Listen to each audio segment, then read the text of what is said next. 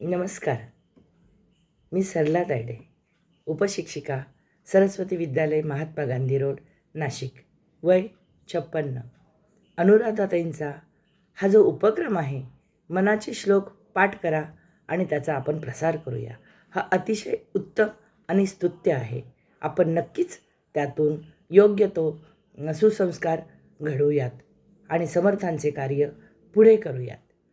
मी श्लोक क्रमांक 7ची निवड केली आहे. मना श्रेष्ठ धारिष्ट जीवी धरावे, मना बोलणे नीच शोषित जावे, स्वये सर्वदा नम्र वाचे वदावे, मना सर्व लोकांसी रे निववावे. ह्या श्लोकामधून नेमकं काय सांगितलं आहे ते मी आपणासमोर मांडणार आहे. मना श्रेष्ठ धारिष्ट, तुझ्यातलं जो श्रेष्ठपणा आहे तो तू धीराने धारिष्टाने इतरांना उपयोगी पडेल असं कार्य कर.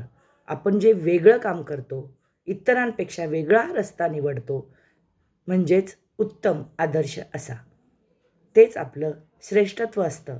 ते धीराने आणि धारिष्ट्याने आपण पुढे नेलं पाहिजे. मना बोलणे नीच शोषित जावे, हे सगळं करत असताना, जनजागृती करत असताना, समाज प्रबोधन करत असताना आपल्याला अनेक अडचणी येतात. अपमानित केलं जातं, संकटांना तोंड द्यावं लागतं, नीचपणाची वागणूक मिळते. पण आपण ह्या गोष्टींना, ह्या संकटांना न डगमगता पुढे आपलं कार्य चालू ठेवलं पाहिजे.